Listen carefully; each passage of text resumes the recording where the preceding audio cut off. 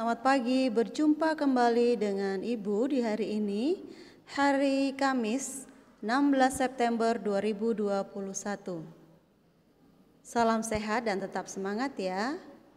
Baiklah, Ibu akan mengingatkan untuk anak-anak agar selalu ingat 6M, memakai masker, menjaga jarak, mencuci tangan, menghindari kerumunan, mengurangi mobilitas, menghindari makan bersama. Kita masih di tema 3, peduli terhadap makhluk hidup, subtema 1 maksud Ibu, hewan dan tumbuhan di lingkungan rumahku. Muatan pelajaran IPA KD 3.1 dan 4.1 bagian-bagian tumbuhan. Sebelum kita mulai pelajaran kita hari ini, marilah kita berdoa dan Ibu akan memimpin secara Katolik. Dalam nama Bapa dan Putra dan Roh Kudus, amin. Tuhan yang Maha Baik, kami bersyukur atas kesehatan dan kesempatan belajar yang Kau berikan kepada kami. Kami mohon terangilah akal budi kami, supaya kami cepat memahami bahan yang kami pelajari. Berilah kami semangat belajar yang tinggi, supaya kami dapat belajar dengan rajin, tekun, dan teliti. Bantulah kami selama belajar, agar dapat memusatkan perhatian hanya pada pelajaran dan mengerjakan tugas yang diberikan dengan baik. Amin. Dalam nama Bapa dan Putra dan Roh Kudus, amin.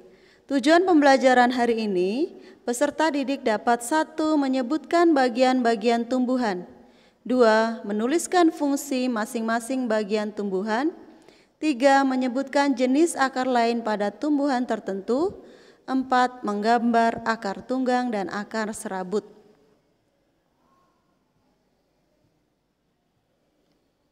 Anak-anak pasti pernah melihat tumbuhan ya. Setiap tumbuhan mempunyai bagian dan fungsi-fungsi tertentu. Bagian tumbuhan yang pertama bisa kita lihat atau yang bisa kita lihat dengan mata kita, ada daun, batang, dan akar. Ada juga buah atau bunga ya. Marilah kita lihat dan kita bahas satu persatu. Yang pertama, akar. Bagian tumbuhan yang tertanam dalam tanah atau beberapa ada di atas permukaan tanah. Fungsi dari akar ya, fungsi dari akar adalah menyerap air dan zat hara dari dalam tanah, menguatkan berdirinya tumbuhan pada tempat tumbuhnya dan menyimpan cadangan makanan. 3. Menyimpan cadangan makanan. Itu tadi fungsinya. Sedangkan jenisnya kita akan lihat. Jenis akar itu ada akar serabut. Akar serabut dimiliki oleh tumbuhan berkeping satu, contohnya padi dan jagung. Akar serabut berbentuk seperti serabut dan berukuran kecil. Lalu yang B, akar tunggang. Akar tunggang dimiliki oleh tumbuhan berkeping 2, contohnya mangga, jambu. Ini gambarnya akar tunggang. Akar tunggang terdiri atas satu akar besar dan akar-akar lain merupakan cabang dari akar utama. Jadi yang besar ini akar utamanya dan yang kecil-kecil ini cabang-cabangnya ya. Kalau akar tunggang itu ada satu akar yang besar ya. Ini tadi fungsinya, ada 3 fungsi.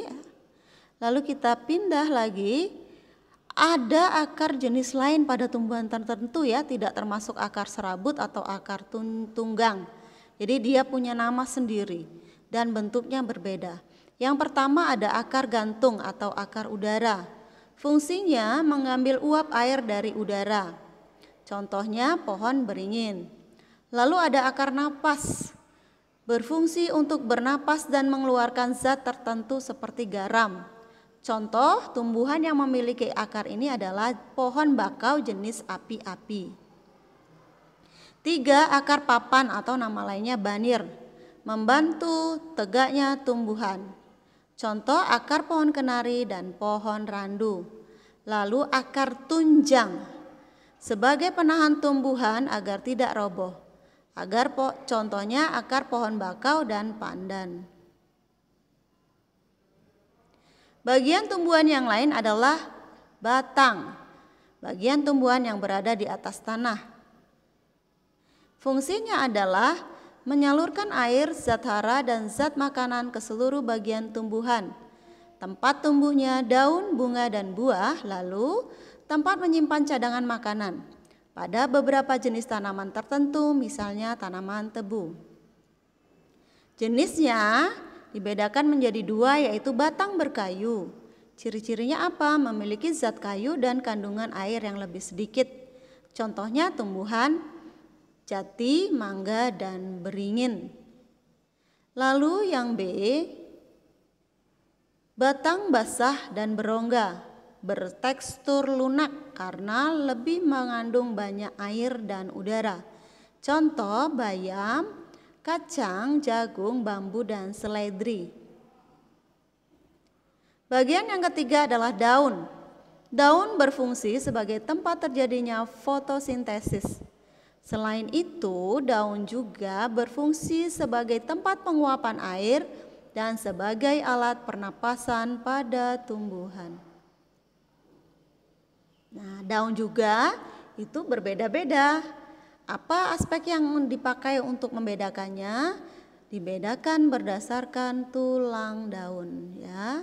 Ada tulang daun menyirip, ini contohnya daun jambu. Tulang daun menjari, contohnya daun pepaya. Tulang daun melengkung, contohnya ada di daun sirih. Tulang daun sejajar, contohnya ada di daun jagung.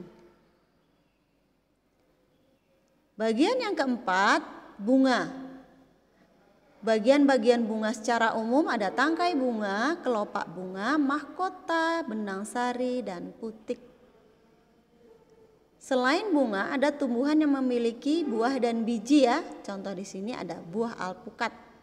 Buah merupakan bagian tumbuhan hasil dari perkembangan bunga.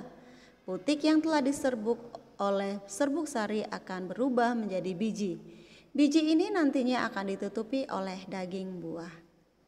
Itu materi hari ini. Tugas anak-anak sekarang ada 5, ya. Yang pertama menyebutkan bagian tumbuhan, lalu menyebutkan fungsi akar, fungsi daun, lalu menyebutkan jenis akar yang lain pada tumbuhan tertentu, dan menggambar akar tunggang dan akar serabut. Bagi anak-anak yang di rumah, buatlah gambarmu sebagus mungkin, kan kalau bisa diwarnai, ya. Oke, terima kasih. Selamat belajar, tetap semangat. Sukses selalu, Tuhan memberkati.